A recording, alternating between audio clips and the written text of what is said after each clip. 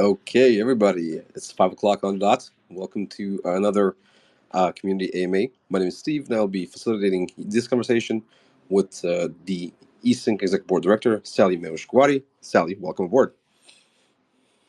Thank you, Stefan. Thank you for having me. Nice to have you here once again. Some huge changes and improvements to the whole ecosystem have been happening in the last couple of months, and we're going to be talking about them a bit more here. We'll be covering things like the recent token burn that has taken place, as well as the news that came from the EU regarding the crackdown on non-custodial wallets, and shedding some light on the situation. We'll also be covering a little bit relevant topics about the eSync community as a whole, and answer some of the questions that you've been all asking lately. So let's kick it off with the burning topic, the token burn, of course. So, Sally, can you please provide us with more details about the recent token burn that's taking place and what it means to the eSync network? For sure. So we basically burnt on March 20th. This is almost, it is actually a month ago.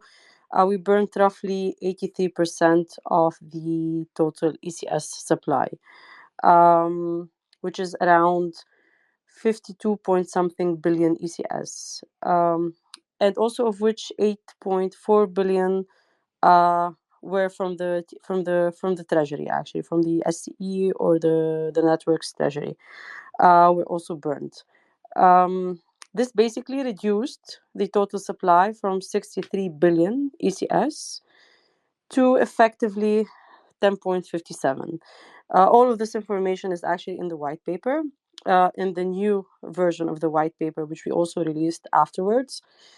Um, what does this mean? I mean, basically, it meant that it also consequently uh, reduced the fully diluted market cap to, I think, at the moment 159 million, instead of the existent 950 million at the current market price.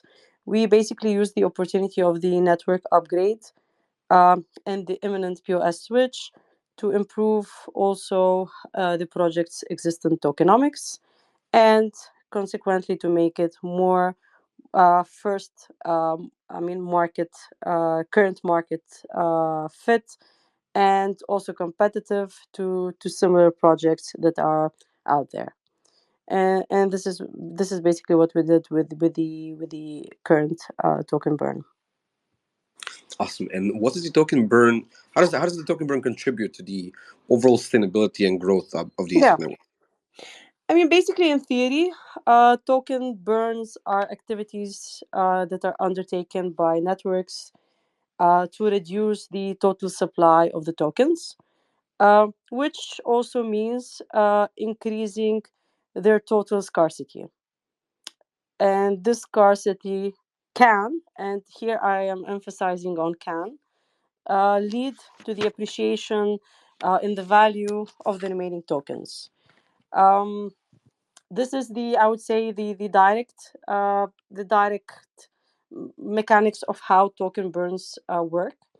However, there are also, I would say, effects that go beyond just the supply and demand shifts, and are more longer term. And this is actually, I would say, our goal when it came to the token burn. One of these things is actually to the positive sentiment that can come out from such activities, and this is something that we wanted to do um, with our token burn, because historically projects who have undergone token burns usually signaled, there were new teams that also signaled restructuring, signaled taking the necessary steps to enhance the value in the ecosystem, the direct initiatives, and so on and so forth. And we wanted to first and foremost create this positive sentiment within the existing community. But then comes the second goal, which is actually the perceived scarcity.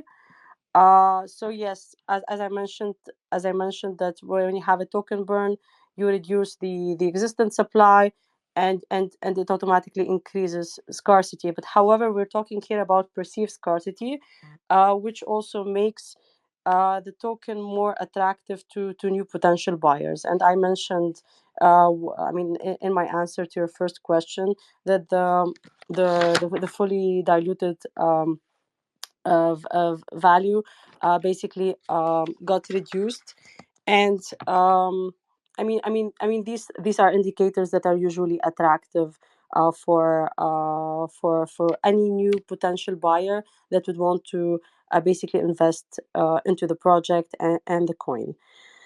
um, Also, for longer term holders, it should not be too difficult to make the correlation, where usually when once you have a reduced supply, this can potentially increase the value of their holdings moving forward. And this is something that we wanted to provide to our longer term holders, which we value significantly in the community. So I would say these are the things that, when it comes to the sustainability of the project and the future growth, these are the things that we wanted to aim by having the token burn. We made, we made use of the fact that the network upgrades, the imminent POS switch, and all of that to actually also undergo that burn. And so far, the feedback and the results that we have received are all quite positive and align with what we wanted to achieve with that. That's great to hear. While we're on the topic on the numbers, we have seen recently that some of the major exchanges are now listing the ECS properly when it comes to the volume, market cap, and the utility Yeah, usage. So, what is going on with there? Can you give us a little bit more information about that? for sure. Um, I would say this is operationally. This is at this point in time bureaucracy. We are dealing with a lot of third party entities here, and I would want to mention first and foremost, because I've been also reading all of these questions and comments by the community in the Telegram groups and in different places when it comes to coin market cap specifically, and then the price variations when it comes to different uh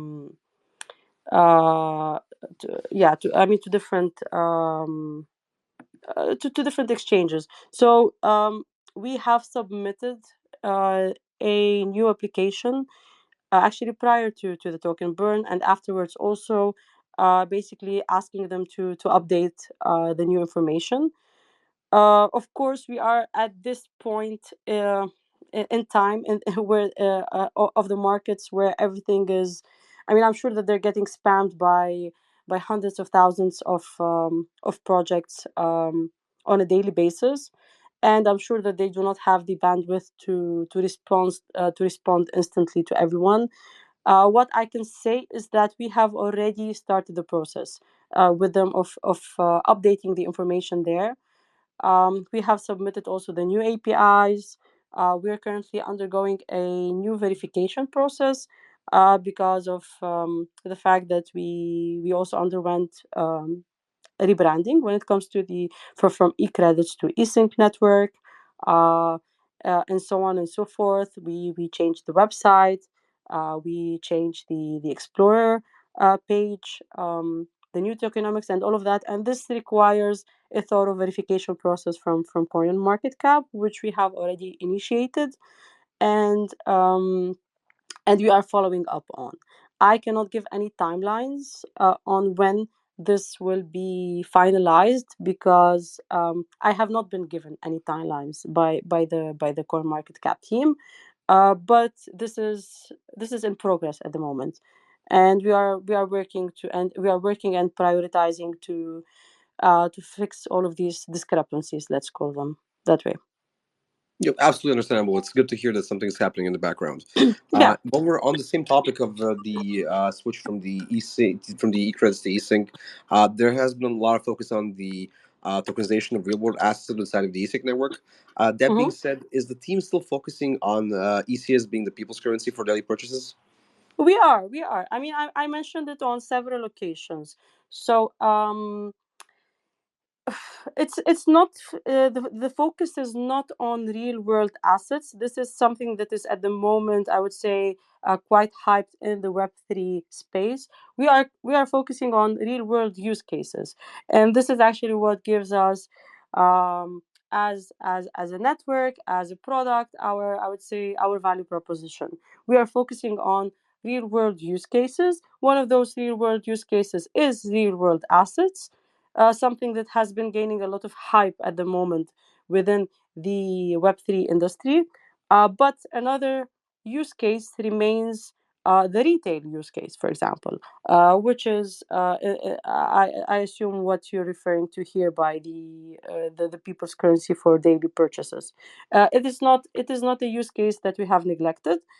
This is why we also, um, once I took over, we also initiated the. I mean, we initiated the activity swap, and this is why we are now. But we'll probably touch upon that in the later questions.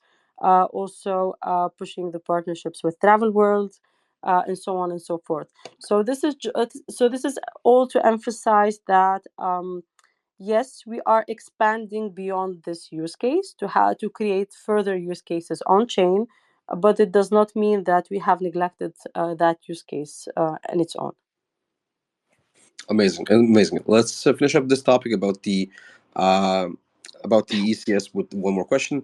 Hmm. When will the e-credits be available on other continents and countries besides Europe? Yeah, I mean, this is a bit. I don't know how to answer this question because, in theory, ECS is decentralized, so it is already available in other continents and countries. It is not limited only to Europe. Um, it only maybe it was the case that so far, most uh, of the retail use cases were were in physical, I would say, retail stores in Europe. But this is why we expanded the narrative, and we moved to further use cases. When it comes to e-credits or ECS being available in other continents, it is already available. First, through the exchanges, which support not only European users, but also to the fact that we listed on BitTrue. BitTrue is actually an Asian exchange, and it's in the top 20 ones. Um, we have, at the moment, also other exchanges that are in the pipeline, which are also not non-European. Also, the fact that SwipeLux supports SwipeLux, which is a third-party partner in which through which you can purchase directly ECS on our wallet, also supports, and recently announced, and we also announced that support for, I think, more than 150 new countries, and most of them are already also non-European. Um, so so it's not a matter of when. Actually, e-credits is available in other continents and countries. Of course, the ones that, from a legal and regulatory perspective, are not prohibited. Awesome. Thanks so much for clearing that up. Let's move on to our second topic of the day. Uh, this is basically about the recent EU regulations. Can you provide a little bit more context on the recent news from the EU regarding their crackdown on non-custodial wallets? What does it mean? What does it entail? Yeah, I mean, the recent news from the EU regarding the non-custodial wallets, I think, has been widely misinterpreted in a way. Because contrary to reports of a ban, the EU actually, I mean, the new anti-money laundering regulation, which is also referred to as the AMLR, it does not prohibit self-custodial crypto transactions or wallets. I mean, in that case, us, or our use case. However, I mean, instead, the regulation just ensures that payments to and from such wallets comply with the AML standards, or the anti-money laundering standards, by requiring certain risk mitigating measures. But here, peer-to-peer transfers, which is also our case, or the use of self-custody wallets on their own, remains legal and largely unaffected, which is again our use case. The existent AMLR, I mean the news of the new AMLR is about more about aligning with the existing financial regulations than introducing like new prohibitions on self-custodial activities, which is again what we do. So in this regards, I think that it has been widely misinterpreted, and these news do not affect us directly. Amazing. It's great to get a little bit of clarification on that. Now, a little bit more of a theoretical one. Are there any concerns on how these regulations might stifle innovation or limit access to DeFi services? Um, I mean, again, this regulation proposal, which is circulating at the moment, has not been approved by the EU Parliament yet. So this means that there's a high probability that the final legal act will be revised. So at this point, we can only speculate. When it comes to how would this affect of regulation is usually like a double-edged sword. From historically speaking, now with the current, I would say, market maturity in Web3, regulation has been uh, affecting specifically the DeFi use cases in a positive way. However, when it comes to Europe, there's always the question of overregulation, and this is something that we need to be careful about. There is already a stigma going on. I don't know if you've heard of the common saying, U.S. innovates, China imitates, Europe overregulates, and this is something that we would not want to go into. Hopefully we would not want to hopefully we don't go into, but this is not something that I can basically answer at this point in time. Absolutely understandable. Now, we recently had some incredible news regarding the eSync network. Can you tell us a little bit about the newly announced partnership with Travel World? Yes. So this is what I was referring to by answering also the previous question about the ECS being the people's currency, the daily purchases, and so on. So again, I repeat, we are now focused on real world use cases. We want to expand our use cases, but this because once we expand the use cases, we create basically a positive demand pressure, and actually a proper ecosystem. Retail remains a use case that we want to keep and expand on, and this is why we were working behind the scenes over the past few months with the Travel World team on integrating ECS over there. Um, this is an online use case that we want to push, and we would want to expand on. And this is something that again goes back into what we discussed with the community from before. It's not enough to just push physical merchants and retail stores, because first the ROIs there are not as big, and then uh, this is a decentralized project that needs to expand beyond I would say the physical and geographic limitations that it has already been, and with online use cases we can expand on that. Travel World is a platform that has more than 140,000 active users, and more than, I think, 3 million accommodations listed there.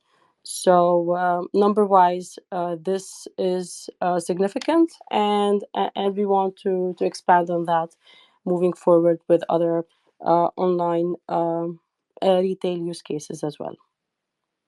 Amazing. Diversification definitely is the key here. So just when it comes to the partnerships and new projects that are being announced, can you can you tell us what are some of the next steps for eSync Network when focusing on the near future? For sure. There's a lot. There's a lot. I do not want to, I would say, expose our cards all instantly at the moment. We're working quite hard in the back end or in the back scenes. Again, so we mentioned the retail use case that we are at the moment expanding, and moving forward we will be expanding even further. Uh, another another one goes actually into the real world asset tokenization, where one of our partners, Rock Solid, they actually just they I mean they had their prospectus confirmed um for on the 22nd of April officially. So this means that we will have a real world asset, basically when it comes to the real estate use cases and the real world asset tokenization use cases, um, with the first actually properties that are already in the pipeline being tokenized on chain. Um, this is something that is alpha at the moment, and I'm announcing it on this AMA, um, just to show that we are pushing and expanding on many of the real world use cases that we mentioned and we talked about initially once we announced basically the coming of eSync network. Um, and it's not just at ideation. We are actually working behind the scenes to show projects and active use cases um, being delivered on chain with that. Awesome, great to hear that.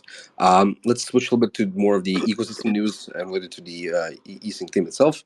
Will the eSync team attend any major Web3 events this year, or will there even be some events hosted by the eSync network?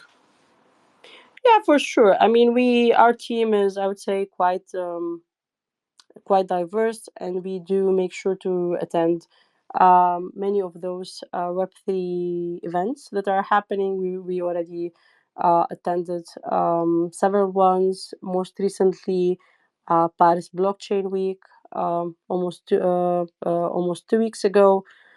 Um, we could not make it to Token 2049 in Dubai because of the extreme weather conditions there and flight cancellations. But when it comes to the future ones, we're talking. I know in May that there's Berlin Blockchain Week. I know that in July there's EFCC in Brussels.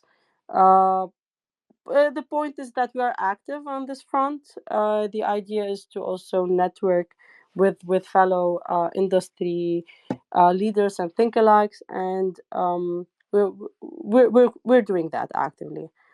When it comes to events organized by eSync, these are probably what you mean by community events, and yes, we might have ones. We already participated in several ones with the block trade team on their roadshow, but we might be having ones spun off separately within the coming months. This is according to the communities, I would say, and the community demand.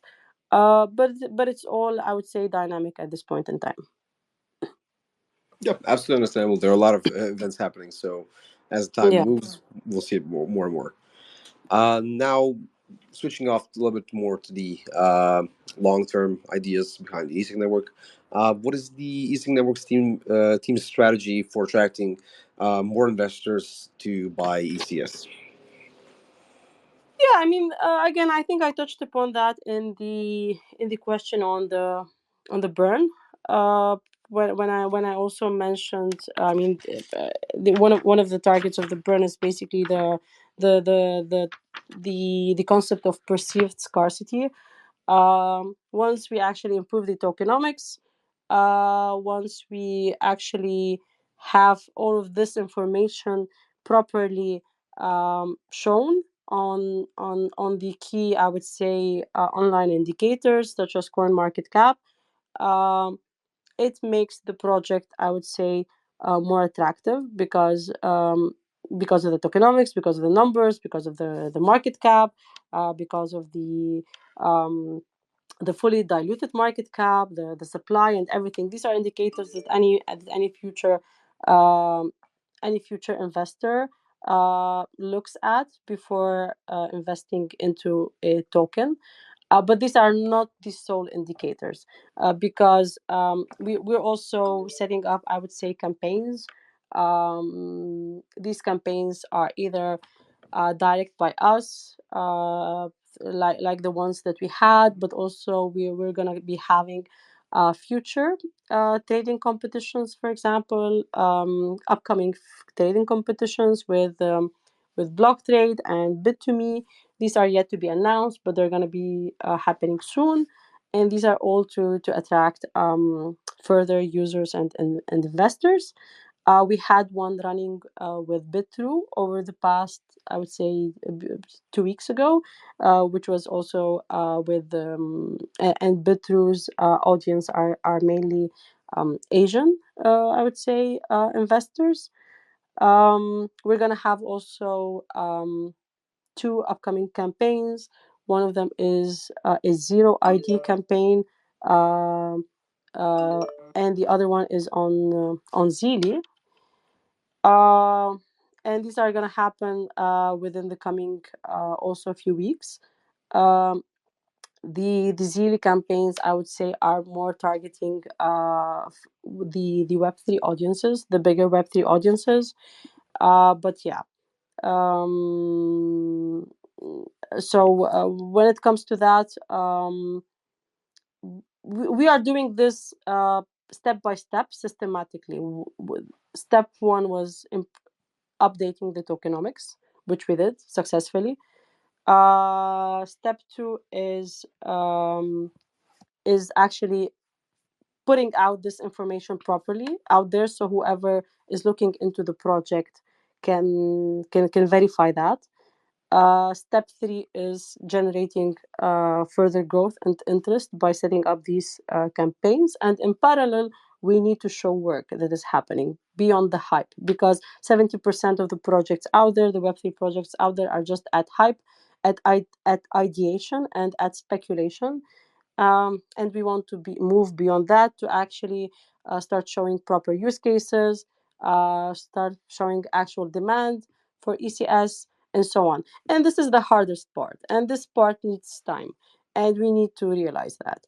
But this is the sustainable part, because we, as I mentioned from the very beginning, we are not a pump and dump project. We are here, and we are in it for the long haul. And this means that there should be work and effort put into it, but this also requires patience. um, and we are on that track, I would say, proudly, uh, successfully for the moment, for the time being. Yeah, it's great to hear. I mean, it's very important that, especially investors, see that this project is something that's worth buying into, not just for the vanity of it, but for its actual use cases. You mentioned a little bit about the very crypto communities. How does the team plan to raise awareness in the crypto communities themselves, besides just hosting those campaigns? Yeah, I mentioned, for example, with actual, I mean, these are platforms. These are growth platforms that any. I mean, we're not reinventing the wheel here. These are growth platforms that most of these Web3 projects use. For example, Zili, Galaxy, and so on and so forth. Besides that, by listing on further exchanges, Bitrue, I would say, is a top 20 Asian exchange. Bit2me is one of the, I mean, I think it's the biggest Spanish exchange for the European Spanish communities and LATAM and all of that. So when it comes to all of these things, we're doing basically we're setting up campaigns with the different exchanges so that we attract their communities and their audiences, which are significant. And besides that, by attracting also um, the communities that are on these growth platforms such as Galaxy, Zili, so on and so forth. Besides that, general marketing, I would say, but also c- uh, c- basically basically creating a positive impact that we can show and we can expose, and this is through partnerships. This is through further development, and so on, and of course the existing community, because our community is also our ambassadors. So uh, our community are the ones who also need to promote the project, um, and push it further. So yeah, I hope I answered the question. Yeah, that's a pretty good answer. Thank you so much. Now for the very end, can you just give us a little bit of a headline summary, basically, of some of the things that we can expect in the following months? You know, some partnerships, some campaigns, some more AMA sessions, maybe. For sure. I mean, this is ongoing. This is an ongoing journey. I would call it this way. So there's gonna be uh, more AMAs for sure, but there's gonna be also, hopefully. I mean, we're working on that. I mean, it's a again, it's an ongoing process. There's gonna be further partnerships. There's gonna be more details on the partnership that we're working on. I mentioned Rock Solid, for example, but there's many more in the pipeline. Within the following weeks, we will give further detail on that. On Travel World, this thing should go live by, I hope, end of this week. Is going to undergo some testing, and then the iteration, and then improvements, and then after that, we can have it as a pilot and push further use cases. There's going to be trading competitions, ongoing trading competitions with different exchanges that we have already partnered with. There's going to be community incentivization programs through different platforms, and so on and so forth. So there's a lot that's being at the moment cooked in the back scenes. um, I mentioned that from the beginning, and I want to stick to that. I don't want to